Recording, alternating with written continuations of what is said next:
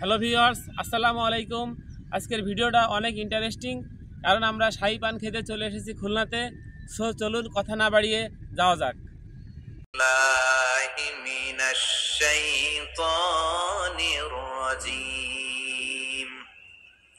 বিসমিল্লাহির রহমানির রহিম। ইন্নাল্লাহা ইয়া'মুরু বিল আদলি ওয়াল ইহসানি ওয়া ইতা'i যিল কুরবা ওয়া ইয়ানহা 'আনিল ফাহশা'i ওয়াল মুনকারি ওয়াল বাগই يعظكم لعلكم تذكرون।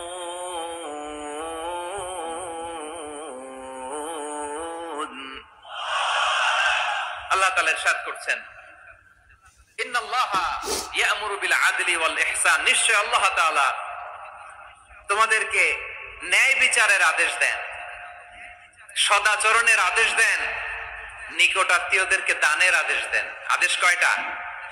আওয়াজ করে সবাই বলুন তো কয়টা? নিশ্চয় আল্লাহ তাআলা তোমাদেরকে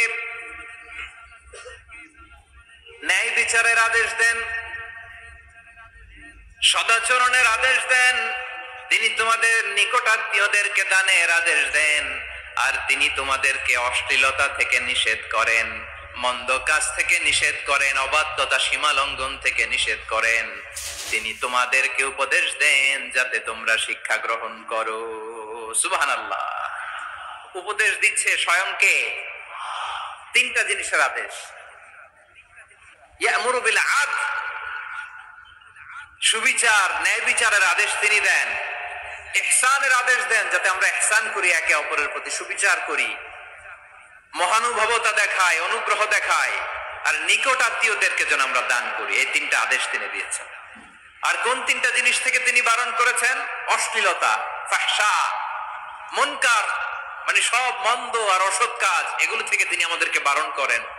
ওয়াল বাগি, অবাধ্যতা, সীমা লঙ্ঘন, এই তিনটা কাজ থেকে তিনি আমাদেরকে বারণ করেন। তিনি আমাদেরকে উপদেশ দেন, স্বয়ং আল্লাহ তাআলা আমাদেরকে উপদেশ দেন যাতে করে আমরা শিক্ষা গ্রহণ করি। সুবহানাল্লাহ পড়ে। তাহলে আসুন আমরা ধরে ধরে একটা একটা করে সামনের দিকে আগাই। আল্লাহ তাআলা প্রথমে আমাদেরকে আদেশ দিয়েছেন আদালের। ইন্নাল্লাহা ইয়া'মুরু বিল আদল। আওয়াজ করে বলুন আল আদাল। সবাই পড়ুন আল আদাল। আমরা উর্দু জানি, হিন্দি জানি, অনেকে ইংরেজিও জানি, কিন্তু আরবি শব্দগুলো আমাদের মুখ দিয়ে বেরোতে চায় না। আওয়াজ করে বলুন আল আদাল। মাশাআল্লাহ। ইন্নাল্লাহা ইয়া'মুরু বিল আদল। আল্লাহ তাআলা আমাদেরকে আদলের আদেশ দেন। আদল অনেকে না বুঝলেও আদালত শব্দটা বুঝবেন। আদালত, আদালত, আদালত বুঝেন না? যেখানে বিচার কার্যের ফয়সালা করা হয়, কোর্ট কাছারি আদালত, এটা তো ভেরি কমন। এটা শুনছেন না সবাই? আদালত, যেখানে ন্যায় বিচার হবে, সুশাসন হবে। কিন্তু ভাগ্যের কি নির্মম পরিহাস, ওখান থেকে মিথ্যা সাক্ষী দিয়ে মনমতো রায় দিয়ে দেয়া হয়। এগুলোর পরিবর্তন হওয়ার দরকার আছে না নাই? প্রিয় ভাইয়েরা, আদালত, আল আদল, ইংরেজিতে বলে জাস্টিস, ন্যায় বিচার, সুবিচার, সুশাসন, জাস্টিস, আল আদল। সব জায়গায় এই জাস্টিস থাকা দরকার। Justice should be prevailed in the society. The mission of all prophet was to uphold the justice. সব নবীর মিশন ছিল এই জাস্টিসকে, আদালকে, সুশাসন আর সুবিচারকে নিশ্চিত করা। পড়েন সুবহানাল্লাহ। And the core message of every divine scripture was to uphold justice. পৃথিবীর সব আসমানি কিতাবের মূল শিক্ষা ছিল এই জাস্টিসকে সমাজে এনশিওর করা, সুবিচার, সুশাসনকে এনশিওর করা। তাহলে প্রিয় ভাইরা, আমরা বুঝতে পারলাম আল আদল শব্দের মানে হচ্ছে ইনসাফ বা সুবিচার বা ন্যায় বিচার। এটা হচ্ছে একটা general meaning, very general meaning. আপনি যদি ইন ডেপথ বুঝতে চান, আরো ভেতরে যান, তাহলে আদল মানে হচ্ছে সমন্বয়, আদল মানে হচ্ছে ভারসাম্য, ব্যালেন্স। আদল মানে হচ্ছে মধ্যম। সুবহানাল্লাহ পড়ে। কারণ সব সময় সমান সমান হইলেই সুবিচার হয় না। কথা কি বুঝতেছেন? ইসলামের দ্য কনসেপ্ট অফ আদল, এটা এমন আদল, এটা সব সময় সমান সমান নয়। যখন সমান সমান দেয়া দরকার, ইসলাম সমান সমান দেয়। যখন ব্যালেন্স করা দরকার, চেক এন্ড ব্যালেন্স, সমন্বয়, ভারসাম্য করা দরকার, তখন ইসলাম ভারসাম্য করে দেয়। এটার নাম আদল। সুবহানাল্লাহ। সহজ করে আপনাদেরকে বুঝাই, যেমন ধরুন একটা পরিবারের 3 জন সদস্য, স্বামী, স্ত্রী আর সন্তান।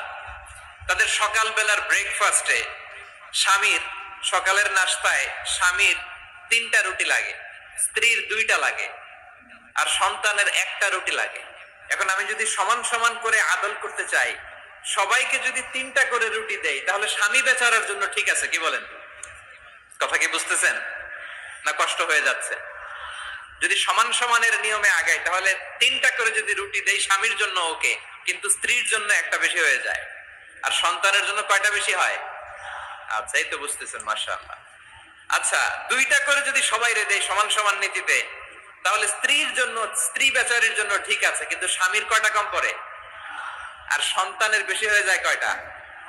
আচ্ছা, সমান সমান নীতিতে সবাইকে যদি সকালের নাস্তার জন্য 1টা করে রুটি দেই, সন্তানের জন্য ঠিক আছে, কিন্তু